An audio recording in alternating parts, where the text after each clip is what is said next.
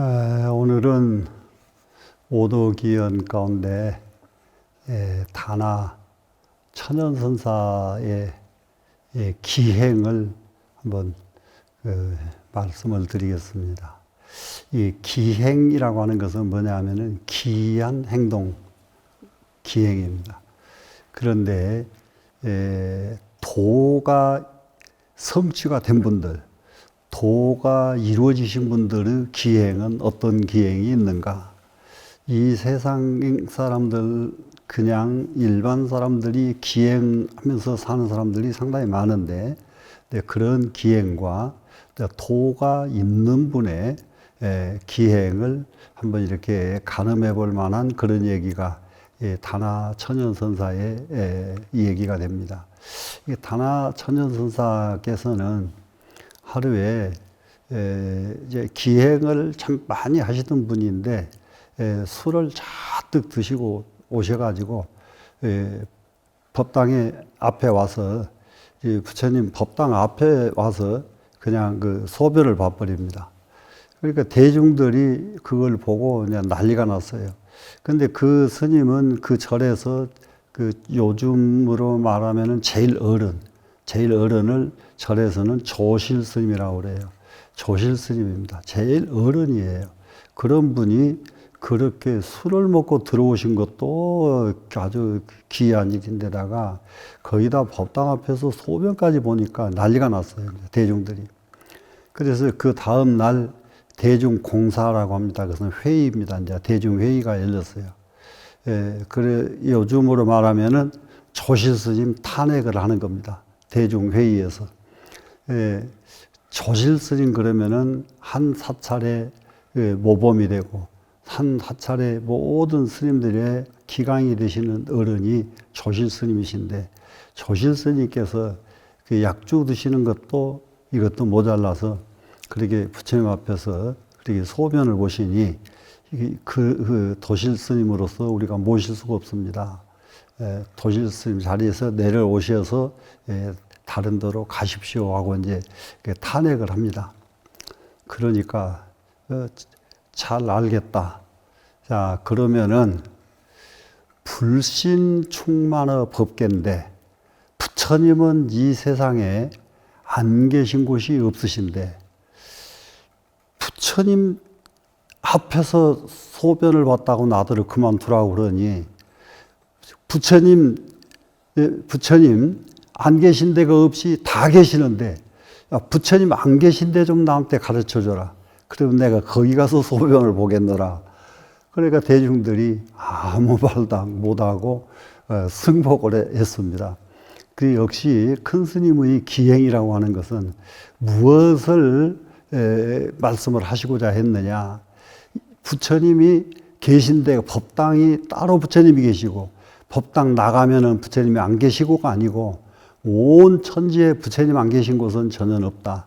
이것을 일러주시는 법문이 이렇게 다나 천연선사가 술 드시고 법당 앞에서 소변 본 얘기입니다. 이런 분이 이제 또 추운 겨울에 이 세상을 이렇게 만행을 하고 다니셔요. 만행을 하고 다니시다가 이제 어느 이제 큰 절에 또 들어가서 자, 오늘 하루 쉬어 가십시다 하니까 그 절에서 이제 방을 쉬어갈 방을 하나 내줬는데 추운 겨울인데 방이 불이 하나도 안 떼지고 아주 추운 방에서 자라고 한 겁니다. 그래 또 들어가서 앉아 보니까 추워서 잘 수가 없는 거예요. 잘 수가 없어서 가만히 앉았다가 궁리를 하다가 법당에를 드나들면서 이렇게 쭉 보니까 부처님이 모셔졌는데 부처님이 보니까 나무로 깎은 목불이에요. 그러니까 부처님을 딱 모시고 와서 딱 도끼로 부셔가지고 그 부처님을 불을 피웠습니다. 불을 피워가지고 따뜻하게 해놓고 잠을 주무셨어요. 주무셔서 대중이 나와서 법당에 가보니까 부처님이 안 계시는 거예요. 부처님이.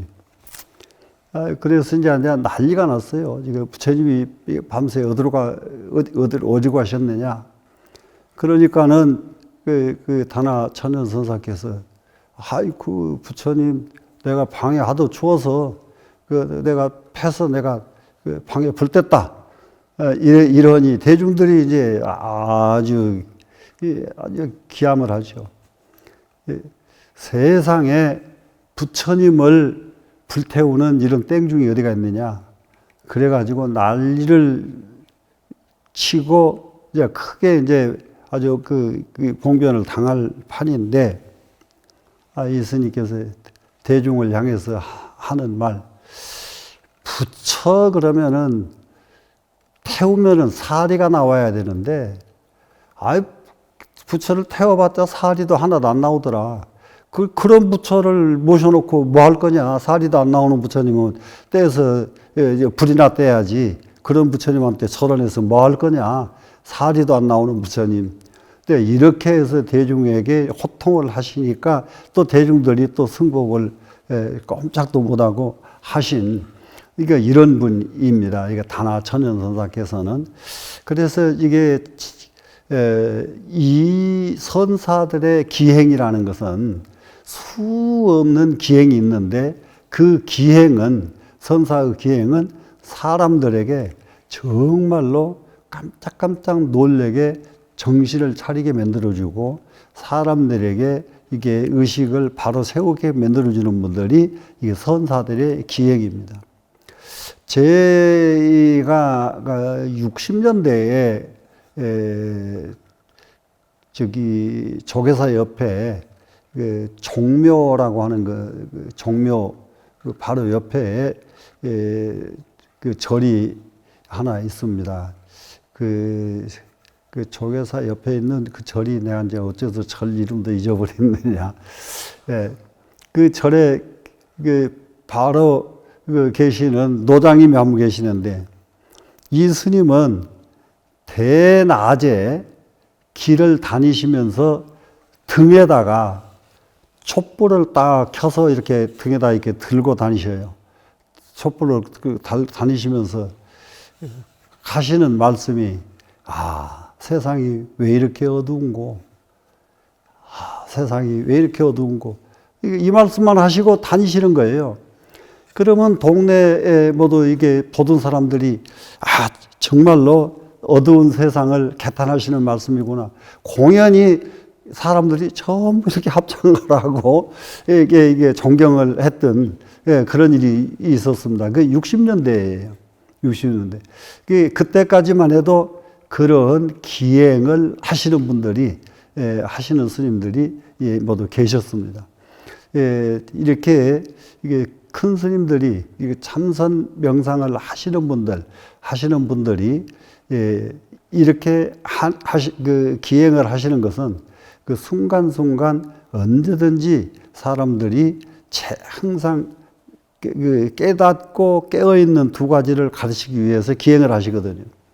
깨닫는다는 말은 지금까지 알지 못했던 일을 무릎을 탁 치면서 이렇구나 하고 깨닫는 것이 깨달음이에요. 그런데 깬다는 것은 뭐냐 그러면은 꾸벅꾸벅 졸다가 딱 잠에서 깨어나는 것, 이것이 깨는 겁니다. 근데 그 글자는 똑같이 깨달을 각자 한자예요. 한자인데 깨달았다 할 때에는 깨닫는 날 각이라고 발음을 하고요. 각으로. 그리고 깨어났다고 할 때에는 교로 읽습니다. 그 글자를. 그래서 이게 큰 스님들의 기행은 항상 알지 못했던 것을 깨닫게 일깨워 주시고, 그리고 멍하게 정신없이 흐릿하게 아무런 의식이 없이 그냥 사는 사람들을 정신을 차리게 만들어주고 하는 것이 명상, 참선입니다. 지금 시대에는 가장 중요한 것이 보고 듣고 배워서 아는 것이 아닌, 보고 듣고 배우지 않은 것을 알아내는 방법, 이것은 다름이 아닌 명상, 참선밖에 없습니다. 그래서 명상, 참선을 통해서 보지 않고 듣지 않고 배우지 않은 것을 알아내고, 그것은 깨달음으로써 알아내는 겁니다. 그리고 보지 않고 듣지 않고 배우지 않으면서도 항상 정신 차려서 눈을 반드시 뜨고 세상을 걸어가도록 이 가르치는 것이 명상 참선이다.